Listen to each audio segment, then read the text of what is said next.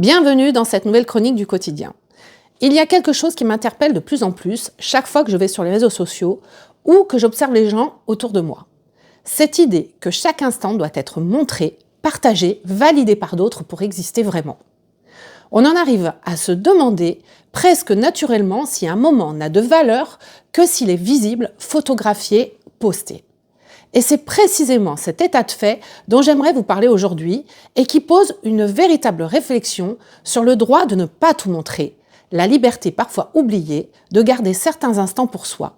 Parce que soyons honnêtes, ce n'est pas facile. La pression est là, de part et d'autre, on la ressent très fortement. Elle s'invite dans nos vies sans qu'on s'en rende compte.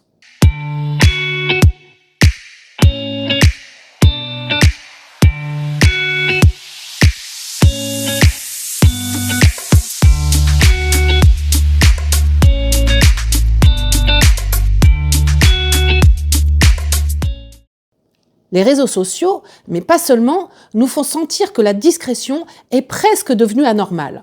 Un week-end tranquille sans publication étonne. Une absence de story, même courte, devient étrange. Et pour beaucoup, ce silence sur les réseaux peut même provoquer un léger malaise. Ce sentiment qu'on n'est pas dans le rythme, qu'on n'existe pas assez. Quelques années en arrière, rien de tout cela n'était aussi pesant. Les moments importants, les naissances, les anniversaires, une réussite professionnelle, une réunion de famille, tout ça, ça restait dans un cercle proche, discret. On les racontait à ceux qui comptaient vraiment, et c'était suffisant. Aujourd'hui, ce n'est plus exactement la même logique. Une partie de nos vies passe spontanément par un écran. Et souvent, avant même de savourer un instant, nous pensons déjà à la manière dont il sera montré. Alors ce glissement s'est produit progressivement, presque sans que nous y prêtions attention. D'abord, c'était pour donner des nouvelles, créer du lien. Puis petit à petit, le partage est devenu une fin en soi. La visibilité, qu'on le veuille ou non, est devenue une valeur sociale. Et elle est partout, pour tout le monde. Être vu, être lu, être commenté, être suivi est devenu une forme d'existence parallèle, comme si nous avions désormais deux vies. Une vécue et une vie montrée. Et c'est là que le problème commence, parce que le partage, c'est pas le souci en soi. Ce qui devient pesant, c'est l'obligation implicite. Si vous ne montrez rien, c'est que rien ne se passe dans votre vie. Cette idée diffuse crée une pression subtile mais constante qui peut être source de fatigue, de culpabilité et même parfois d'angoisse. On se sent presque obligé de rendre nos vies visibles, même lorsqu'on préférerait rester dans le silence ou simplement profiter du moment. Ce phénomène touche aussi les instants difficiles. Aujourd'hui, nous avons vu circuler des images très personnelles, parfois des images de fin de vie, des corps fatigués, des adieux, des maladies. Je vais vous prendre l'exemple de ce qui s'est passé récemment avec la mort de James Van Der Beek, l'acteur de Dawson. Moi, j'ai vu des images très personnelles de ces derniers jours qui ont été publiées et partagées largement. Franchement, moi, ça m'a choquée. Ça nous interroge. Jusqu'où peut-on tout montrer ? Jusqu'où peut-on montrer l'intimité d'une personne ? Et qu'est-ce que ça change à notre manière de regarder la souffrance ? Quand même l'agonie devient un contenu, est-ce encore du témoignage ou est-ce une autre forme de spectacle ou pire, du voyeurisme ? Le problème est encore plus net lorsqu'il s'agit de l'intimité des enfants. On voit aujourd'hui des familles partager des images de leurs enfants partout, tout le temps. Sur Instagram, TikTok ou Facebook, des enfants sont montrés à tout va dans leurs moments les plus intimes, parfois même dans leur crise ou leur colère. Rire, larmes, première fois, crise, anniversaire. Ces moments sont adorables, certes, et cela peut sembler innocent. Mais ils deviennent des archives publiques, accessibles à tous. Et cette exposition comporte des risques graves. Vol d'images, pédophilie, enlèvement ou même la création d'une identité numérique d'un enfant à son insu. Les enfants n'ont pas choisi d'être visibles, mais leurs photos circulent parfois à des milliers de kilomètres, sans qu'ils puissent contrôler ni consentir. Et pourtant, cette pratique se banalise, normalisée par l'idée que partager, c'est aimer, ou que c'est comme ça qu'on montre qu'on s'occupe d'eux. Cette exposition soulève une question éthique majeure. Jusqu'où peut-on aller sans compromettre la sécurité ou le bien-être de ceux qui sont trop jeunes pour consentir ? Mais derrière ces risques tangibles se cache aussi une conséquence plus subtile. la manière dont nous percevons notre propre vie et notre propre valeur. Si l'intimité des enfants ou la nôtre devient du contenu, on apprend très tôt à considérer que tout moment ne vaut que s'il est montré, reconnu et validé. Et cette règle implicite finit par contaminer notre manière d'exister. On commence à se demander si nos réussites, nos joies, nos émotions ou même nos échecs ont un sens sans la validation des autres sur les réseaux. Dans ce contexte, choisir de ne pas tout montrer devient un acte particulier. Cela demande d'accepter de ne pas être vu, de ne pas répondre aux attentes implicites, de garder certains moments pour soi. Mais c'est aussi profondément libérateur.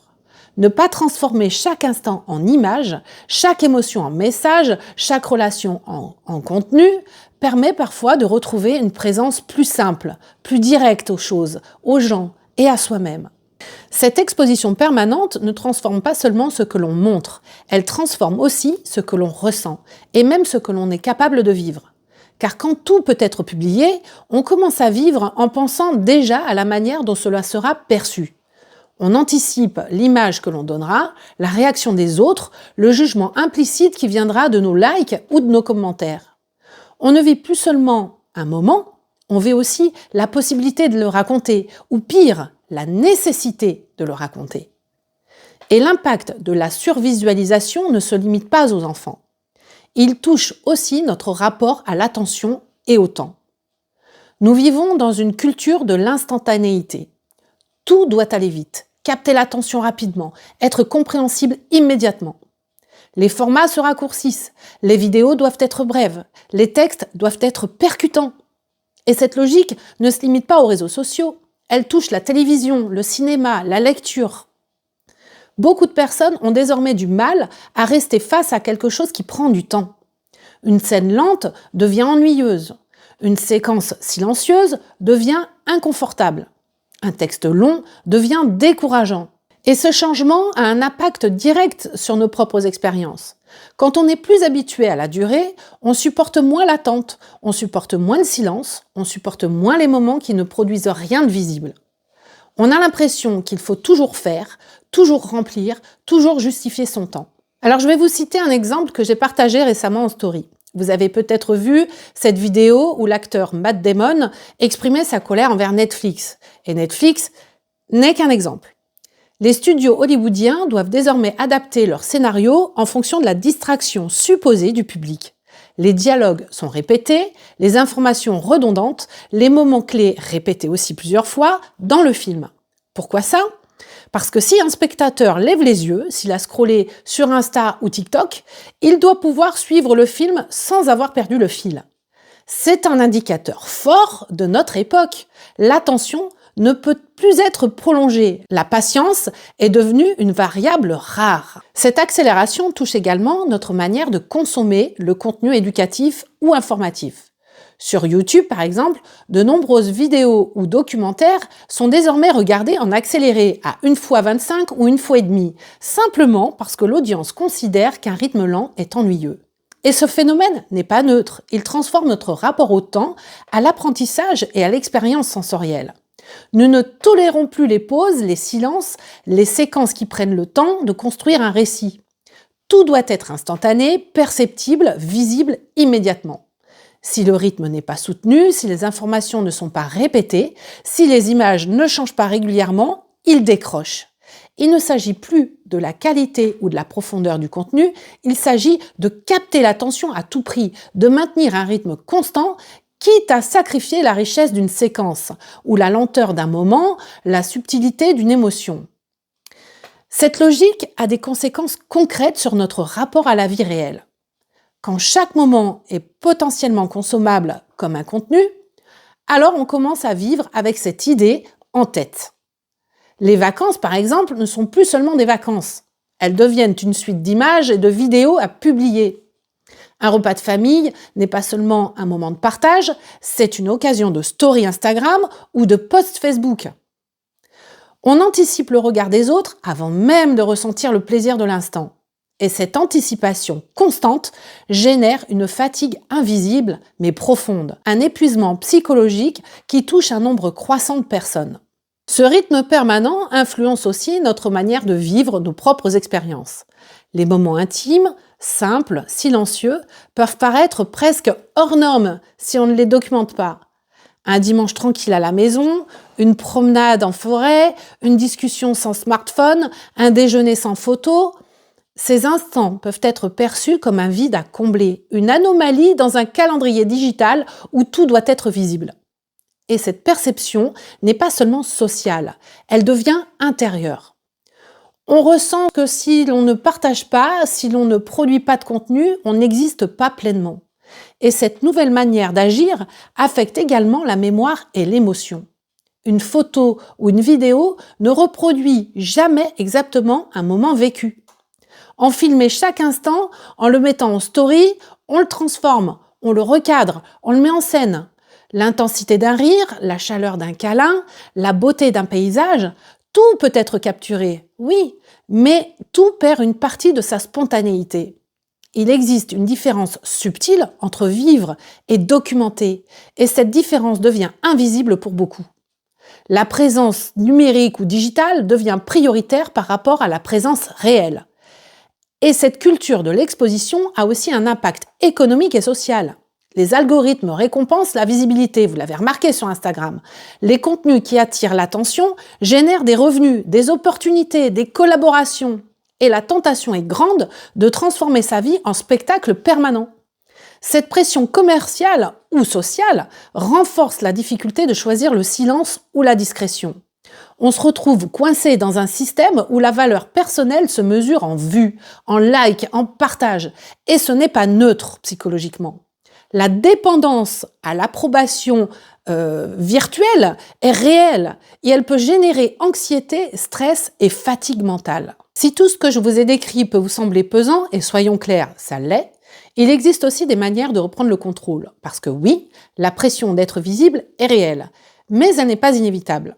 Il est possible de se réapproprier sa vie, de choisir ce que l'on montre et ce que l'on garde pour soi, sans se couper du monde. La première étape, et sans doute la plus simple mais la plus difficile à mettre en pratique, consiste à prendre conscience de ce qui motive nos publications. Pourquoi partageons-nous un instant? Est-ce pour en garder une trace, ou pour le plaisir de raconter, ou simplement parce que la société nous fait croire que nous devons être visibles pour exister? Cette réflexion n'a rien de moraliste. Elle n'oppose pas le numérique et le réel. Elle interroge simplement notre liberté de choisir. Choisir de ne pas publier n'est pas une privation, c'est une protection. Et c'est aussi un acte de respect envers celui qui ne peut pas encore décider pour lui-même. Ensuite, il y a une dimension plus générale, celle de la qualité sur la quantité. On pourrait comparer nos vies à des films ou des séries. Et ici, le parallèle avec l'exemple de Matt Damon et Netflix prend tout son sens. Nous ne sommes plus seulement spectateurs ou acteurs, nous sommes producteurs, scénaristes et critiques de notre propre existence. Et face à la nécessité de répéter les intrigues ou d'accélérer le rythme, comme le montre la tendance sur YouTube, nous pouvons décider de ne pas nous conformer à cette logique de consommation rapide. Nous pouvons choisir de vivre des moments qui ne seront jamais publiés, qui ne seront jamais accélérés ni condensés, mais simplement goûtés et ressentis pleinement. Une troisième piste consiste à instaurer des frontières claires entre le public et le privé. Ça peut sembler simple à dire, mais dans la pratique, ça demande de la constance et de la vigilance. Vous pouvez décider de partager certains aspects de votre quotidien tout en gardant d'autres hors écran. Vous pouvez publier des instants de votre vie professionnelle ou créative tout en réservant vos moments familiaux, vos discussions ou vos émotions intimes à un cercle restreint. Et ce choix, répétons-le, n'est pas une posture morale, ce n'est pas un jugement sur ceux qui font différemment. C'est juste un outil pour protéger votre espace intérieur et votre énergie. Cette réflexion amène également à réinterroger notre rapport au temps. L'exposition permanente, la vitesse, la répétition, les contenus qui doivent être immédiatement compréhensibles ont un effet sur notre attention et notre patience. Reprendre le contrôle, c'est aussi apprendre à ralentir. Cela peut être aussi simple que de laisser un moment se dérouler sans le filmer, de profiter d'un repas de famille sans penser à la story ou d'observer un paysage sans smartphone à portée de main. Ces instants de respiration permettent de reconnecter avec l'expérience réelle et non avec l'image que nous en renvoyons. Un autre point essentiel concerne les émotions et leur authenticité. Une émotion partagée sur un écran ne se vit jamais tout à fait de la même manière. L'intensité d'une joie ou la profondeur d'une tristesse se transforment dès qu'on pense à la montrer ou à la raconter. En gardant certains moments pour soi, on préserve alors la densité émotionnelle de l'expérience. C'est un choix qui demande du courage, oui, parce qu'il va à contre-courant des attentes sociales implicites. Mais il est profondément bénéfique pour notre bien-être mental et notre capacité à ressentir les choses pleinement. Et puis, il y a la dimension collective et sociale. Choisir de ne pas tout montrer n'est pas un acte de retrait. Au contraire, c'est une manière de préserver un espace de liberté. Les réseaux sociaux peuvent continuer à exister comme un outil de lien et de partage, mais ils ne deviennent pas le seul juge de notre existence. Vous pouvez rester connecté, participer aux discussions, partager vos idées, vos créations, vos moments choisis, sans transformer votre vie entière en spectacle.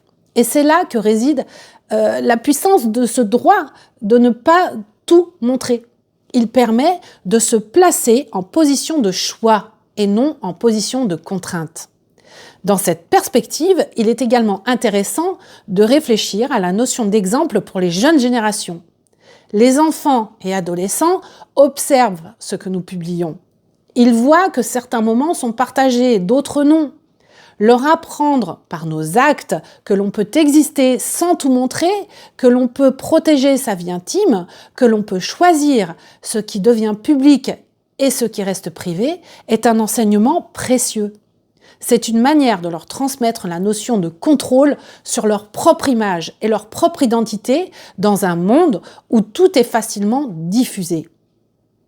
Enfin, il y a une dimension philosophique et presque existentielle dans ce choix. Choisir de ne pas tout montrer, c'est affirmer sa présence réelle dans le monde, indépendamment de la validation virtuelle. C'est accepter que la valeur d'un instant, d'une relation, d'une émotion ne dépend pas d'un like ou d'un commentaire ou d'un partage.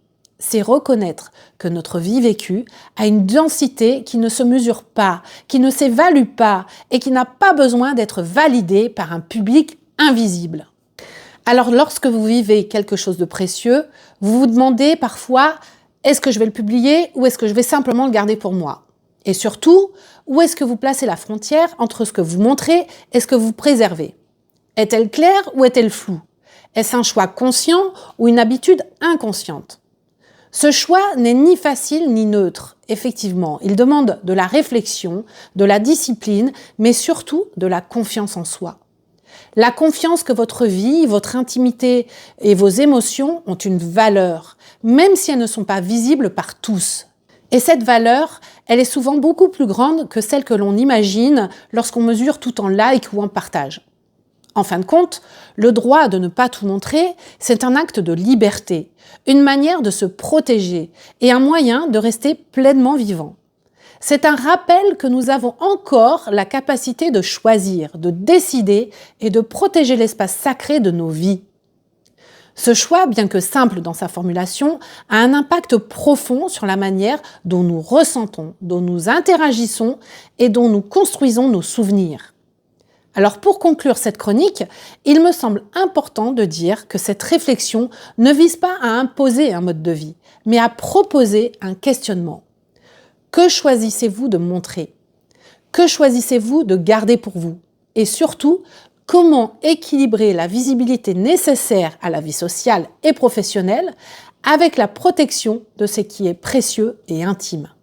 Parce qu'aujourd'hui, ce luxe de garder certaines choses hors écran est rare. Mais oui, il est possible. Et c'est un luxe que nous pouvons tous apprendre à cultiver à notre rythme, avec discernement et conscience.